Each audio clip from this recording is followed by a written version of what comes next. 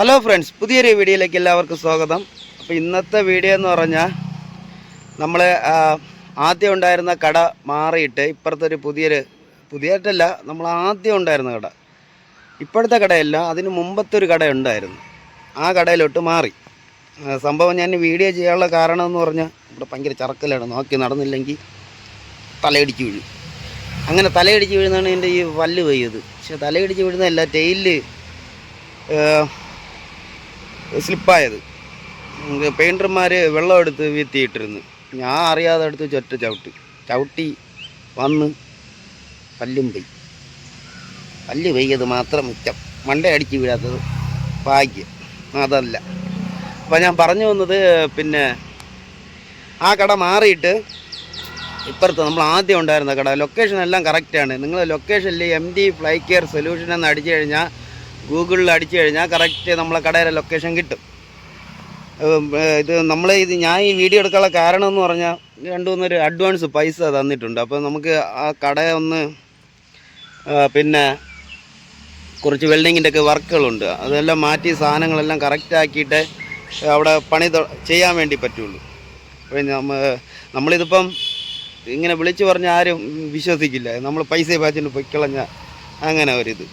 അതുകൊണ്ടാണ് ഞാൻ വീഡിയോ എടുക്കുന്നത്. അപ്പോൾ ഞാൻ കട കാണിച്ചു തരാം, കടയുടെ അവസ്ഥയും കൂടെ കാണിച്ചു തരാം.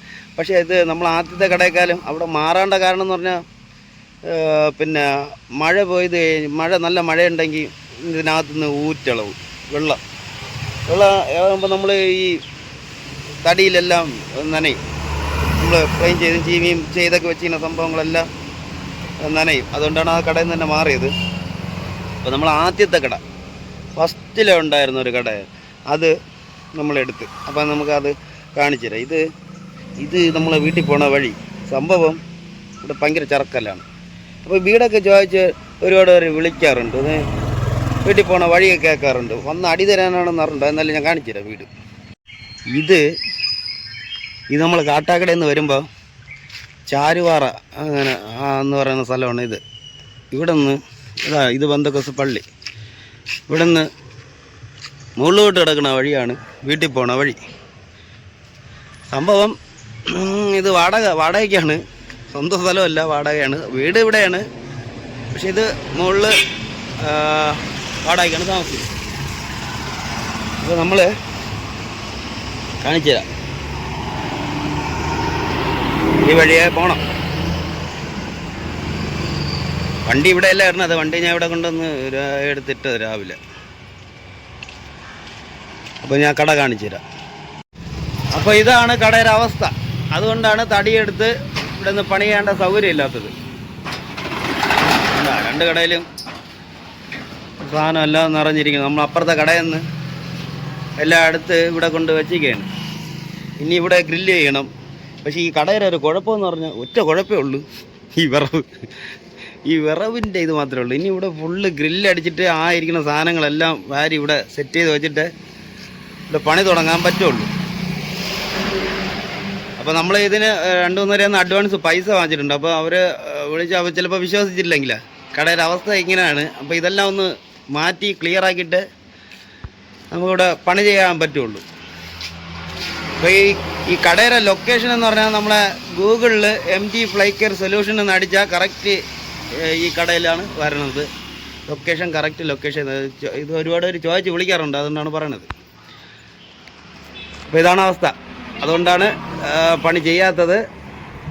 എന്തായാലും ഒരു 2-3 ദിവസം കൂടെ പിടിക്കത് ഒന്ന് സെറ്റാക്കി വെച്ചിട്ട് നമുക്കിവിടെ പണി ചെയ്യേണ്ട സൗകര്യമേ ഉള്ളൂ. അപ്പോൾ ഓക്കെ. അപ്പോൾ ഇതാണ് നമ്മളെ ആദ്യത്തെ കട കേട്ടോ. നമ്മളിവിടെ നിന്നാണ് ഫുള്ള് സാധനം അങ്ങോട്ട് മാറ്റിയത്. അവിടെ അതെടുത്ത് അപ്പുറത്തുണ്ട്. ഇവിടെ